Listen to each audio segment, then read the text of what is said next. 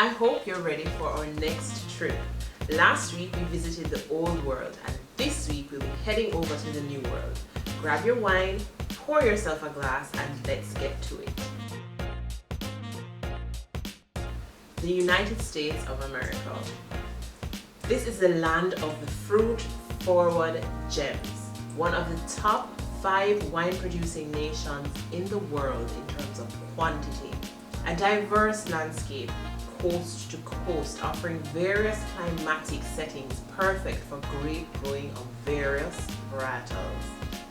About 80% of US wines are produced in California, specializing in beautiful, bold, fruit-forward versions of popular French varieties like Cabernet Sauvignon, Merlot, Chardonnay, and Pinot Noir. New York, Oregon, and Washington states follow closely behind as the other main grape-growing regions in the US. In New York, get to know the wines of the Finger Lakes and Hudson River regions, and explore Riesling, Merlot-based blends, and their rosés. In Oregon, explore wines out of the Willamette Valley, specifically Pinot Noir, Pinot Gris, and Chardonnay. In Washington, explore Columbia Valley's Rieslings and Syrah, their Cabernet Sauvignon and Merlot from the Yakima Valley, and the Cabernet Sauvignons, Merlots, and Gewürztraminer from the Walla Walla Valley. Let's head on down to Australia, where Shiraz reigns supreme. Australians coined the name Shiraz in an effort to stand out and set themselves apart with their unmistakable and unique taste of the Syrah varietal that flourishes there. Australia provides awesome wines at affordable prices. So here are some popular Australian regions to get familiar with. Start with South Australia. South Australia offers the largest production of wine in the country, more than any other state. Some of the sub-regions within Southern Australia that you should pay attention to include the Barossa Valley. This flagship region is famous for its hearty Shiraz and pleasing Rieslings. Coonawarra, popular for its beautiful Cabernet wines, and McLaren Vale, Piccadilly, and Longhorn Creek. These areas are a few of the southern Australian regions that you should pay attention to. Over in Western Australia, it's influenced by the Indian and Southern Ocean. Therefore, Western Australia provides us with excellent yet restrained Cabernet Sauvignon, usually blended with Merlot.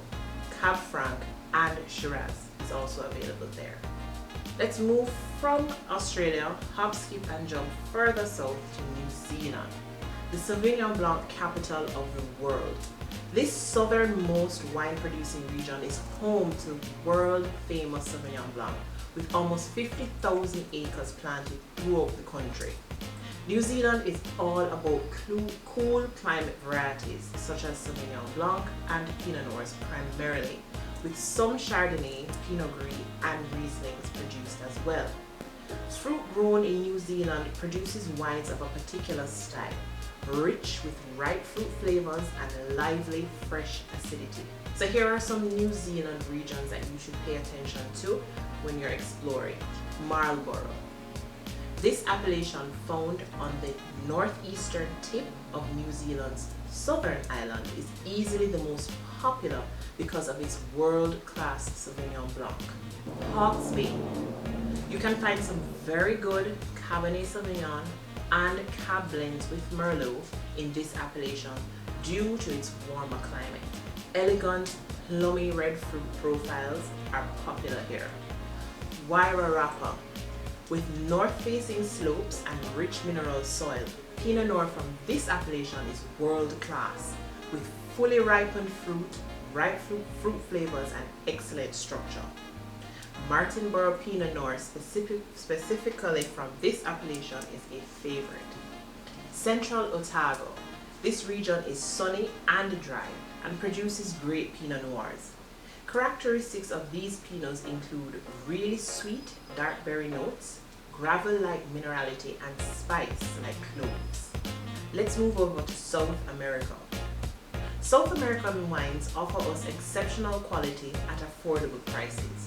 No need to compromise an enjoyable wine experience. Let's talk about Argentina. This is the land of more and more Malbec. The warm climate wine producing region of Mendoza produces just about half of all wine in Argentina and accounts for 75% of the country's vineyards. Argentina's vineyards are heavily influenced by both the sunshine and the snow melt from the Andes Mountains. Argentinian varietals well worth exploring. Let's start with the reds. Malbec, naturally. Cabernet Sauvignon, Cabernet Franc, Syrah, Bonarda, and Pinot Noir. And for the whites, the ever-famous, ever-pleasing Torrontés. Let's head on over to Chile, a narrow stretch of land sandwiched between the Pacific Ocean and the Andes Mountains. Climatic influences from the cool coast, the warm inland valleys, and the exposed and elevated mountainous areas create excellent and diverse growing conditions. The coastal influenced regions are excellent and do produce quality cool climate grapes like Pinot Noirs, Chardonnays, and Sauvignon Blanc. The warm inland valleys are known for their Bordeaux-inspired blends, soft and supple in structure, as well as the unique Chilean variety of Carmenere. The vineyards found on the higher elevated regions on the Andes Mountains produce wines with more structure, more tannin, and higher acidity. Hence we get some quality Syrah, quality Cabernet Franc, Malbec, and Cabernet Sauvignon produced here. From one region to the next, we hope you enjoyed your trip and got some insight on the wines you enjoy. Until next time, happy sipping.